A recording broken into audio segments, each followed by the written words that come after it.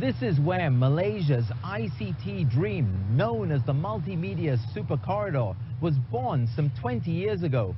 Carved out of a palm oil plantation, Cyberjaya was supposed to become a kind of Silicon Valley of Asia. It never really became the hoped-for hotbed of IT innovation, though. But that's not to say Malaysia hasn't spawned ICT-driven successes. Malaysia's AirAsia was the first airline in the region to shift almost exclusively to booking via the internet. Jobstreet.com is the region's #1 online recruitment service. Taxi and later ride-hailing service Grab is also the regional leader, outpacing rival Uber.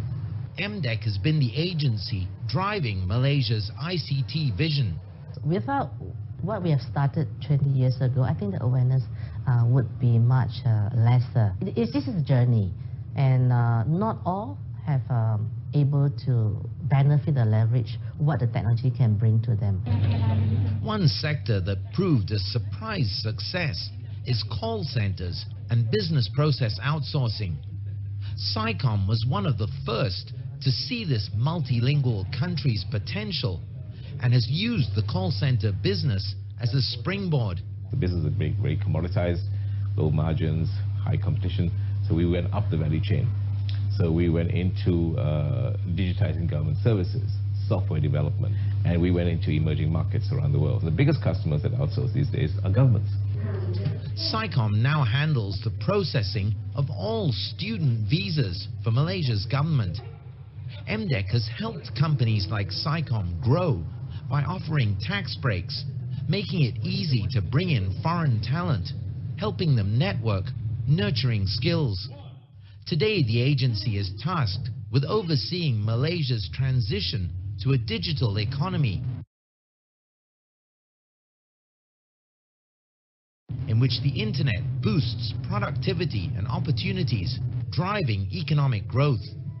Key to that plan is the recent announcement of the creation of a digital free trade zone, with MDEC working with China's Alibaba and leveraging on that company's electronic world trade platform. We all are inspired by this vision, and to make it easy to do this anywhere, and also, especially in the digital world, and how to empower the SME using the information technology, using data technology we have right now, to empower them to trade freely across the world. It's a game changer for us. It's about using this as a catalyst to change people's mindset on what is possible. There are many people who are exporting, but they may not understand the demand, the skill as of how they can explore. We are working now with our partners, Alibaba, to help them to onboard and help them to push their product out. It's not only China that's looking to help raise the game of Malaysian SMEs. A high-powered delegation from the German state of Bavaria recently came to push the concept of Industry 4.0, using network connectivity to drive productivity, as well as to seek tie-ups with local firms. I think the main challenge in Malaysia will be the education system, the scientific development, and the bridge from scientific into productivity, meaning the bridge where scientists with a practical background can educate the people in Malaysia.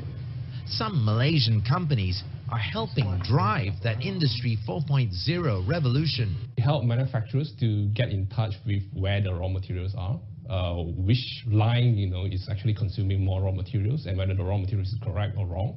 And we actually help hospitals, the healthcare providers, to actually track and trace where the assets are, to enable organizations to easily adapt themselves into digitization. And ultimate goal is actually to understand where the productivity can be increased and where the cost can be reduced.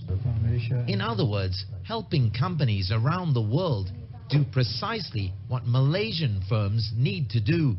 Malaysia has high internet use and penetration, and good 4G and broadband infrastructure for a developing country.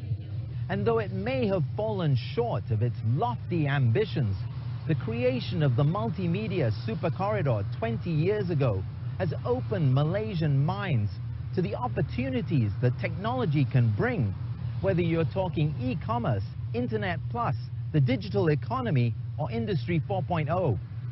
Ryan Meltzer, CGTN, Cyberjaya, Malaysia.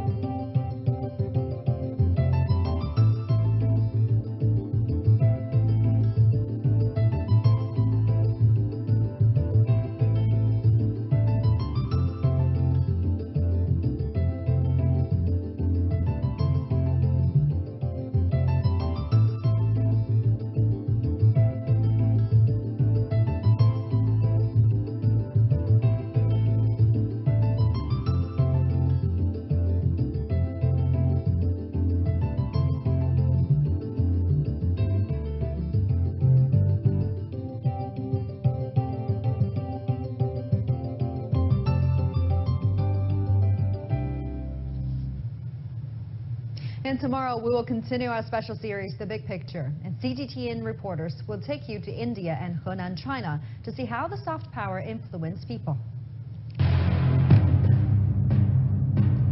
Soft power is the art of persuasion. For creative people, there are no boundaries.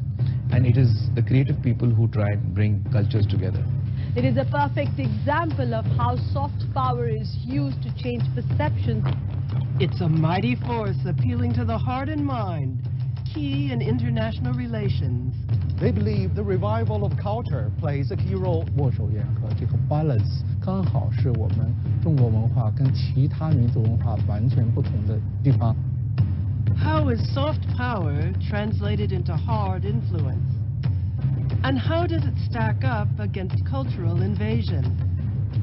In the next episode of The Big Picture, CGTN reporters show how two great nations are taking soft power to new heights. And that's a wrap of the show. But before we go, let's join Keely and Nadim from CGTN's digital department as they eat their way through a variety of Chinese mooncakes to find out which tastes best. On behalf of everyone here on CGTN, happy holiday, happy Mid-Autumn Festival.